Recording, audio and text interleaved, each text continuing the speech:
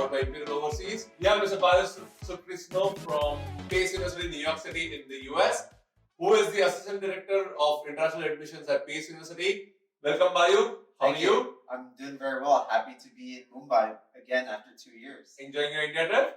Yes. Lovely. Course, yeah. Lovely. So, Bayu, can you please give us some information about your university, Pace University? Yeah.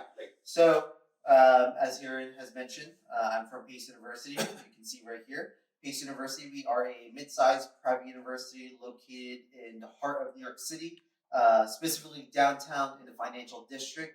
I'm sure you've heard of Wall Street. It's just about 2 minutes walking distance. You've heard of New York Stock Exchange and the World Trade Center. So we're pretty much in the hub of the financial district and the business sector of New York City. We have 7 schools at Pace University, ranging from business, the arts and sciences, computer science, and so many more. So I'm happy to be here to talk a little bit more about the university. Okay, so you say New York City, so are you expensive?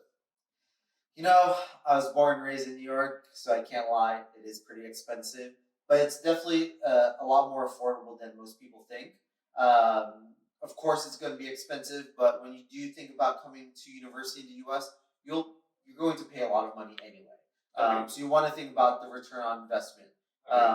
You know, sometimes I talk about certain analogies. It's like, you know, if you're buying a car, you don't want to, you spend less, you don't have the greatest car, maybe it won't last too long.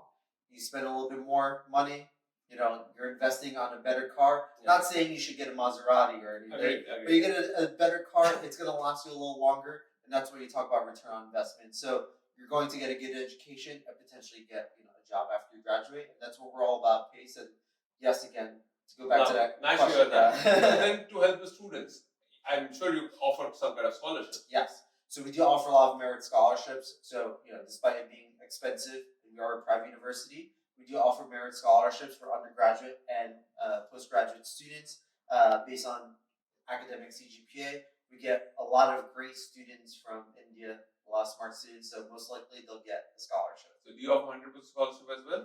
Unfortunately, we don't. Not fully funded scholarships. I know that's a big question that a lot of the Indian students do ask for.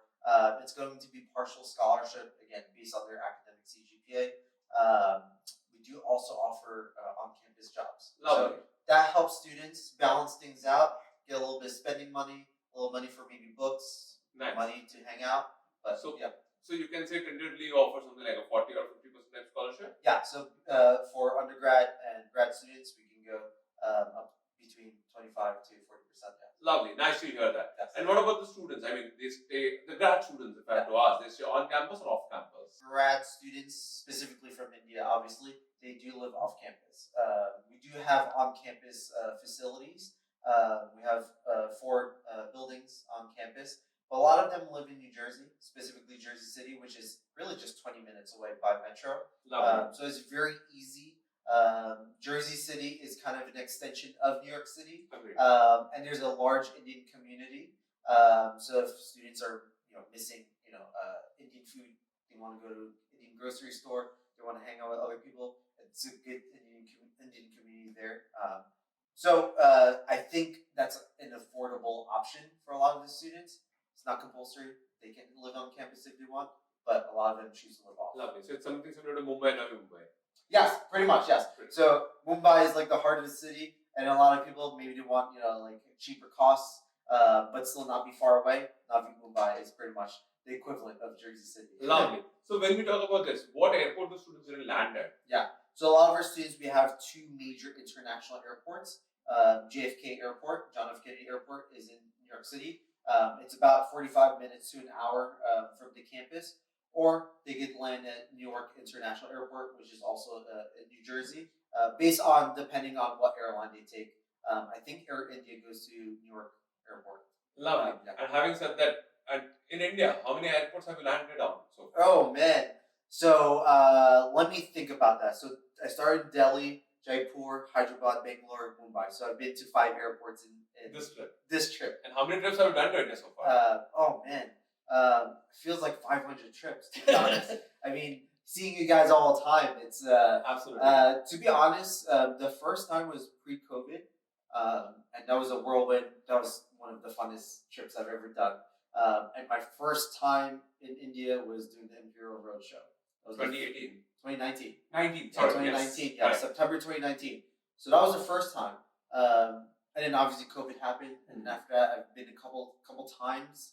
I've lost count, but it feels like 500 times, and all times has been like amazing. I remember you doing attending the Dahi festival in Oh Pune. yes, in Pune. In That was 2019. fun, yes, because right after the roadshow, everyone went back to Mumbai, and I stayed a couple days, and that was kind of my first festival celebration, and it was right behind the hotel, like maybe 5-minute walk. So that was kind of fun. So you saw the human pyramid out there. Yeah, they just climb on top of each other. Absolutely. That was fun. Yeah. Absolutely. So if I have to say, like you, I know you have been to India like 500 times as well. Yeah, it feels like it. Yeah.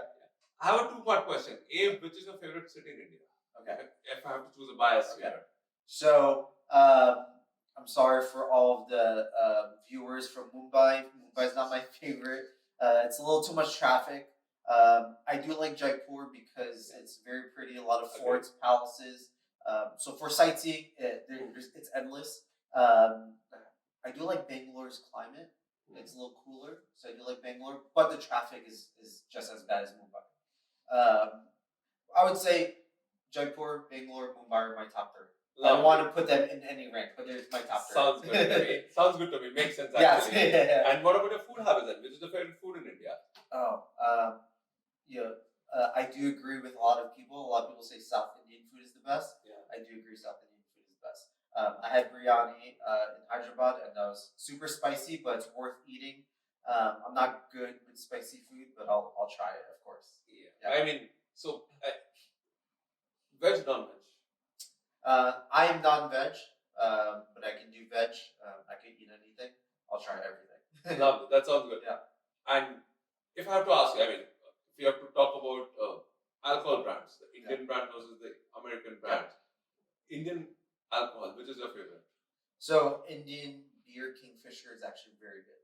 Lovely. In my opinion. That's a common answer for many people. Yes. Like, if you think about American like beer, like Budweiser. Yes. Budweiser is gross. But I mean, America, we consume a lot of beer, but we don't produce the best kind. So Kingfisher, definitely the best. I guess you might have one part out of that. Yeah. But anyways, so the thing is, do you handle the spiciness levels here quite well or no? No, I don't. Again, I will try. I'm not great with spice, but that doesn't mean I'm not going to try. I will definitely try.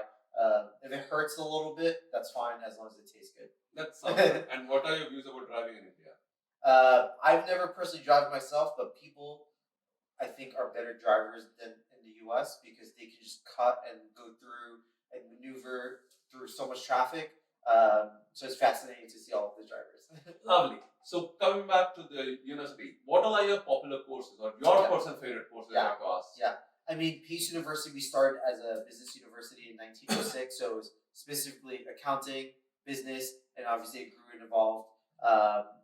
So business programs like accounting, finance, marketing is like our bread and butter, I would say. But in the last couple of years, our Seidenberg School of Computer Science has exploded. Computer science is probably one of the top choices when it comes to India.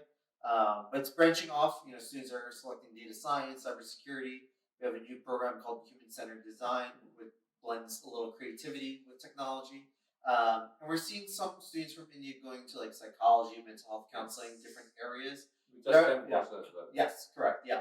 But I would say, again, business is still our bread and butter. Yeah. Computer science with the high demand. We're listening to what our students are looking for. We've recently built a full brand new building called 15 Beekman, which is home to our School of Computer Science. And it houses all different research labs, artificial intelligence labs, computational labs. So a lot of things we've done in the last couple of years based on the demand from our students from India, the rise and evolution of technology. So we have a full brand new building dedicated to computer science and technology. Lovely. And he's right in pointing out about business. If you see a few weeks ago, Shark Tank India had an episode where one of the co-founders of an organization is a PACE alumni. You want to talk Yes. about that? Yeah, so I actually just learned that. Was it yesterday? Yeah, yesterday. So I learned that yesterday. So we do have an alum from the Lubin School of Business. He got an MBA. I believe he graduated like 2017 or 2018. He was featured in the popular show Shark Tank, and he has his own business where he manufactures baby and toddler clothing. So if you plan on having children anytime soon, definitely buy some of his clothes and support. But that's one success story coming out of India, one of hundreds of success stories. So obviously being showcased in Shark Tank, it's a popular show. So he's showcased there, but that doesn't mean that there aren't other alumni that are successful. Absolutely. We have tons of alumni that are successful. Yeah. So having said that, so your alumni currently, if I have to ask you broadly, which all organizations are they working for right now? A lot. So starting with like Lubin School of Business, a lot of our alumni are working at Goldman Sachs, JP Morgan Chase, Deutsche Bank, just three major companies. And then in like the tech sector, a lot of students are working in Spotify, Google. Obviously, there's again the big name brand companies, but a lot of small startup companies that a lot of students don't really think about. But obviously, there's a lot of jobs offering and opportunities in that sector. So a lot. Obviously, there's a lot to name. Those are just a few of the big ones. But then if you have to put it that way, how about the career center space? How does it work? Yeah, so we do have a award-winning career service department at Pace University. We have a program specifically for international students. It's called Inspire. Even before they step foot into campus, a week before the semester, we have an orientation for Inspire. That's a program to, in a nutshell, make our students marketable for the career world and exposing them to opportunities. Again, it's award-winning career service department. They do resume and CV workshops. They do coaching for interview skills. We do have career fairs where we invite over 400 companies. I think within 1 year, pretty much almost 10,000 companies recruit our students or come to our campus in some sort of capacity.